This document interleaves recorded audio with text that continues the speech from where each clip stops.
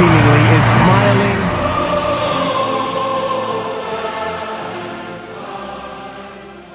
In a major escalation in tensions between the U.S. and Iran, the top Iranian general has been killed. China has identified the cause of the mysterious pneumonia outbreak in Wuhan City. I think the honest answer is we don't know if it's controllable yet. Now to growing concerns about the deadly coronavirus officially hitting the U.S. The state of our union is stronger than ever before.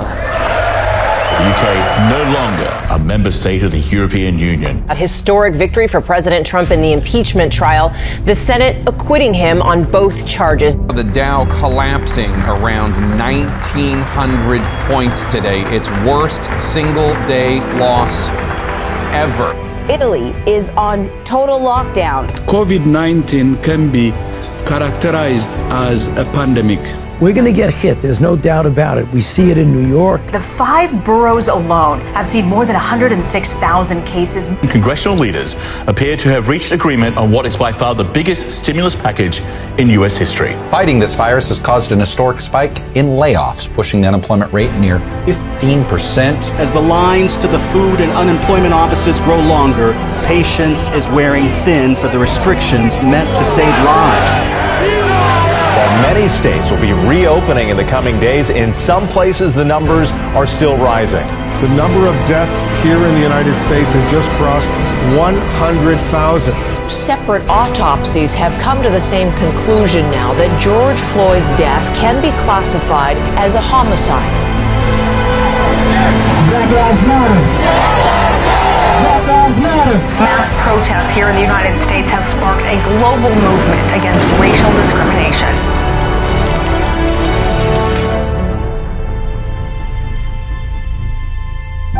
There's no doubt that in March and April of this year, the U.S. economy and indeed the global economy was hit by the worst macroeconomic shock in decades.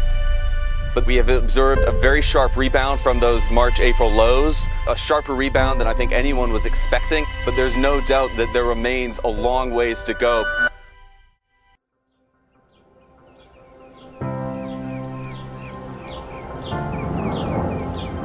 What a year it's been. And to say anything otherwise would be selling it short.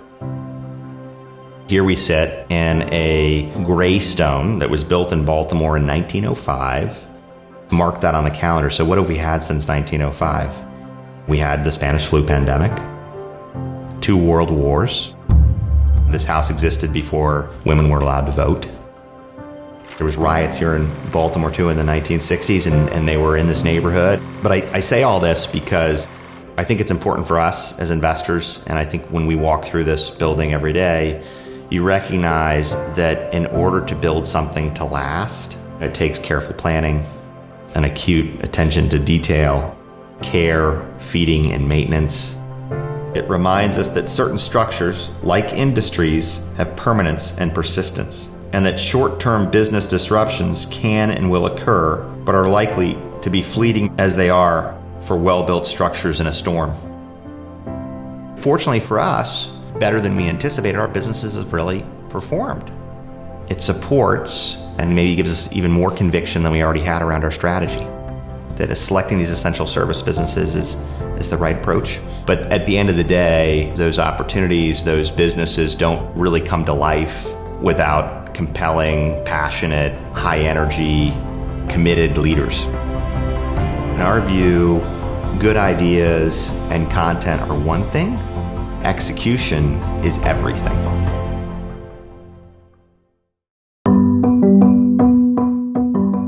Well, it's been a crazy time these last 6 months. And as much as we'd like to be together with our investors in a large ballroom and in a hotel in downtown Baltimore, the circumstances don't afford us that.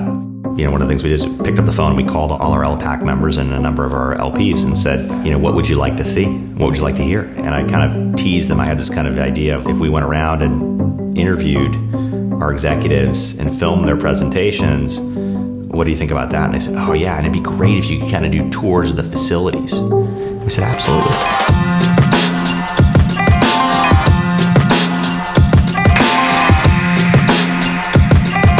So we thought we'd bring our companies to our investors, we got on the road. We got a Sprinter van and hired a film crew.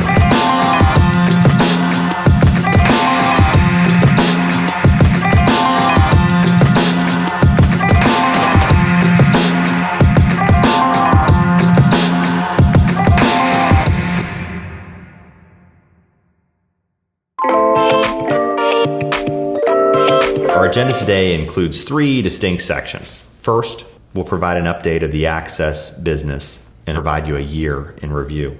Second, we'll share details for each of our companies. We've heard from you that you'd like to see more, and therefore we've developed a virtual tour of each business along with a review of our progress in building and creating value. We prepared video of each of our businesses in addition to capturing the perspectives of key business leaders and employees. And third, we'll share what's next as we look ahead over the coming months. Please note that we'll be using contemporary technology for this event that enables you to not only watch the video, gather biographical information, but will also afford you the opportunity to log questions, which we will endeavor to respond to shortly after the meeting. We thank you for your support and partnership and are enthusiastic to share with you this virtual annual update.